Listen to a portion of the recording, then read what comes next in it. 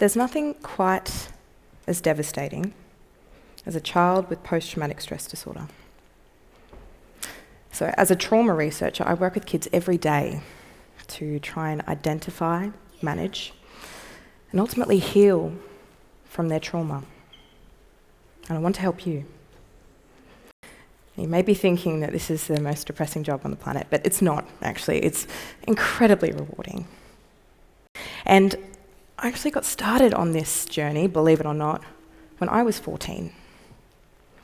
Because that's when my mum sat me down and she told me that she'd been diagnosed with a terminal illness and that she would soon die. It was the worst sentence I've ever heard. And unfortunately, it set me on a cascade of trauma that would take me the better half of a decade to heal from. So how did I heal?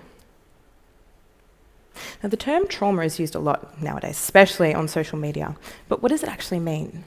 Trauma, or traumatic stress, is the negative, long-term response to an event or a set of events that a person perceives as horrifying and highly distressing. Now, the important part here is the person perceives it as horrifying. So it's actually not the event itself, it's the response. This means that I might find something traumatic, but the next person might not.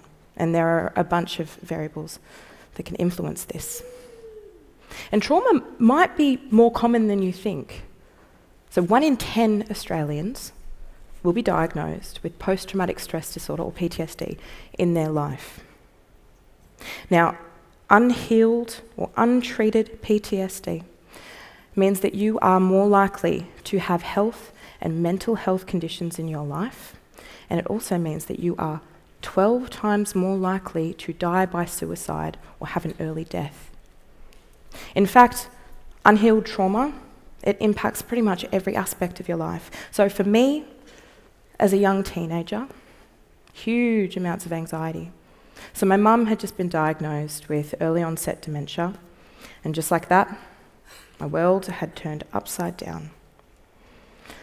I had so much anxiety that I was actually diagnosed with obsessive compulsive disorder. So I had these rituals that I had to complete, like washing my hands, counting every single step that I took, or my family would die. Obviously, I know that that doesn't actually make any logical sense, but this is the thing with mental health. Sometimes you can't help it. So much like other people with trauma, I experienced nightmares, so horrible nightmares that made it really hard to sleep. I couldn't reach out to anyone. In fact, I couldn't even talk about what was happening without bursting into tears, so I didn't want to talk about it. I became incredibly isolated because I withdrew from all of my friends. And trauma is not one size fits all, so for some, they might engage in risky behaviours or use drugs and alcohol to manage their pain. For young kids, they might experience anxiety in the form of things like tummy aches or headaches, or they might have issues with emotion regulation. So that can look like tantrums or outbursts of crying more than what is normal for that kid. Now, I want you all to think about your own lives. Think back to school. Did you ever have that naughty kid in class? The one. They yell, throw things, sometimes they run out of class. I know I certainly did, more than one of these kids, in fact. How much did you know about that kid's background? Maybe they had trauma. Trauma influences the way that your hormones work in your body. So we know that survivors of war, their stress hormones, they work differently. And this can actually be passed on to their kids and their grandkids. Trauma changes the way that your brain works. So the amygdala, the part of your brain that's involved in emotion, it becomes more sensitive. So you're more likely to have these overwhelming feelings of fear, anxiety, sadness. Think back to that naughty kid in class. Maybe their brain had changed because of trauma.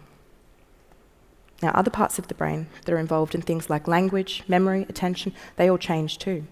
So have you ever heard of someone not being able to recall something really scary or an adverse event? Yeah, that's actually a pretty common symptom of trauma. So you might be thinking, okay, well, those are the long-term impacts. What if we just get in early? What if we help these people stop all of that from happening? It's a great point, and I actually agree with you, but it is more complex than that. We know that survivors of really severe early trauma often don't seek help until much later in life, if they seek help. And I think that that comes down to a lot of the stigma that still surrounds talking about trauma, and we have to stop that. Now, at this point, you might be thinking, give us a break, lady, this is a lot. I know it's a lot. But I am here as well to tell you that there can be a happy ending. In fact, not only can we heal from trauma, but we can actually grow. Sounds like fake news, but just stick with me for a bit. There's this thing called post-traumatic growth. So this is when the experience of trauma has changed you in a positive way. Now, before I go on, I will state for the record, I'm not saying that trauma was good. In fact, it never is. But for some people, having gone through adversity has made them stronger, or they feel like they have a new lease on life, a new perspective. Now, there are certain factors that make it more likely you'll experience post-traumatic growth. So one of them is having a higher meaning to your life. So this might look like volunteering for people in need or people who have been through something similar to you, or doing a PhD and going on to become a trauma researcher. There are certain coping styles that make it more likely you'll grow as well. So being able to reframe things into a positive light, being able to find humour in even the darkest of times. And the most important factor is social support. So support from friends, family, professionals as well. That's all essential to being able to heal from trauma. Talking about trauma as well can be a very powerful thing. In terms of supporting loved ones who might be going through a hard time, one of the really great things you can do is be open to having hard conversations and sitting with uncomfortable emotions. There are also a bunch of really great evidence-based treatments for trauma, but that's a whole nother talk.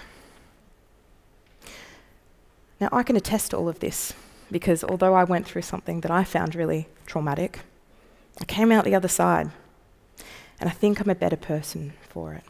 And I put it down to those factors because I'm pretty funny sometimes. Maybe not when I'm talking about trauma for 10 minutes straight, but outside of this very specific situation, and I'm not on a red dot, I can crack a joke. I'm also inherently an optimist. I'm always trying to find a silver lining. I have an amazing group of friends around me who really lift me up.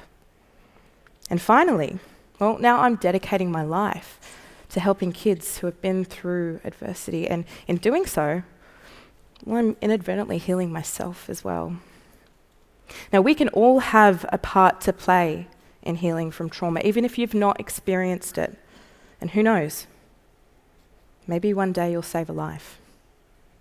By having open conversations, being able to sit with those big emotions, and recognizing when others need support. Well, together, we can heal ourselves and our community. Thank you.